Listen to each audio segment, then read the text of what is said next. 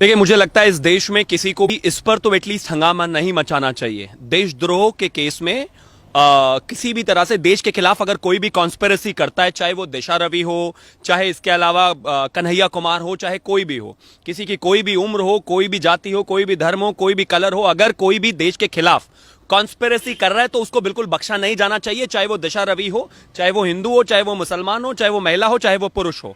और जहां तक बात विपक्ष की है और बार बार इस बात को कहा जा रहा है कि वो 21 साल की थी, तो 23 साल का एक लड़का मुंबई में खड़े होकर AK-47 लेकर इस देश के नागरिकों को किस तरह से भून रहा है, ये देश भूला नहीं होगा।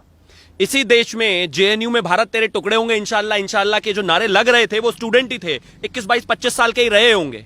आप मुझे एक चीज बताइए, हिजबुल का कमांडर बुरहान वानी 21 साल का था, तो क्या करें? क्या करें? भूल जाएं, उनको छोड़ दें? मतलब मुझे एक चीज बताइए, अजमल कसाब अगर 23 साल का, तो क्या करें? वो AK-47 लेकर जो वो लोगों को मार रहा था, छोड़ दें उसको? नहीं छोड़ सकते ना। 21 साल का हो या 71 साल का हो या 91 साल का हो, देश के खिलाफ जो भी कॉन्स्पिरेसी करेगा हमें उसको इन्वेस्टिगेट करना ही होगा। और एक और उससे भी बड़ी इंपॉर्टेंट चीज ये है, इसी देश में अंकुश ठाकुर नाम का एक लड़का था जो गलवान घाटी में सीने पर गोली खाकर मरा, सिर्फ इसलिए कि अपने देश की 1 इंच जमीन नहीं जाए। मेरे ही देश में 23 साल के भगत सिंह ने इसलिए फांसी को चूज कर लिया था क्योंकि वो चाहते थे कि यह देश आजाद हो, जबकि आजादी उन्होंने देखी भी नहीं। तो इसलिए मुझे भगत सिंह और इसके अलावा अंकुश ठाकुर जैसे 21 साल वाले लोग चाहिए, कन्हैया कुमार और दिशा जैसे दिशाहीन लोग नहीं चाहिए इस देश में। कौन सी ग्रेटा थनबर्ग मुझे समझ में नहीं आता। मैं फिर से यही कहना चाहता हूं, अ फेस ऑफ, मैं हर किसी महिला का सम्मान करता हूं, लेकिन अगर कोई मेरे देश के खिलाफ कोई एजेंडा चलाएगा तो मैं उसको इसी तरह से एक्सपोज करूंगा।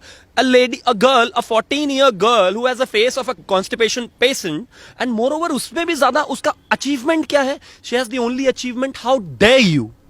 मेरे देश में 106 साल की एक महिला है जिसको अभी पद्म भूषण मिला है और उसने अपने जीवन में 8000 पेड़ लगाए हैं। मेरे लिए वो एनवायरमेंटलिस्ट है। मेरा भतीजा भी रोज सुबह 2 घंटे मंदिर में सफाई करके आता है, तो क्या करूं? उसके ट्विटर बायो में क्या लिखूं? एनवायरमेंटलिस्ट लिख दूं मैं? ऐसा नहीं हो सकता ना।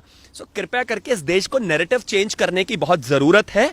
और जिस तरह की चीजें हो रही हैं, ग्रेटा थनबर्ग ठीक है, दुनिया में एक अलग चीज है, एक अलग नैरेटिव बनाने की कोशिश की जा रही है उनके नाम से, लेकिन मेरे देश में उससे बड़े बड़े एग्जाम्पल्स हैं। मेरे देश वो देश है जहां पर दशरथ मांझी से लेकर और जिस महिला की, थिरुमला की मैं बात कर रहा हूं, वो हैं जो 106 साल की हैं, जिन्होंने 8000 पेड़ लगाए। मुझे क्या जरूरत है 14 साल की एक महिला जो मेरे देश को एक लड़की जो मेरे देश को बदनाम करना चाहती है और जिसका एजेंडा सिर्फ यही है और जिसकी टूल किट पूरी तरह से एक्सपोज हो गई है, उसके साथ मिलकर 21 साल की मेरे देश की एक महिला अगर इस तरह के प्रोपेगेंडा में इन्वॉल्व है तो इन्वेस्टिगेशन तो होगा। विपक्ष को अगर मिर्ची लग रही है तो लगती रहे।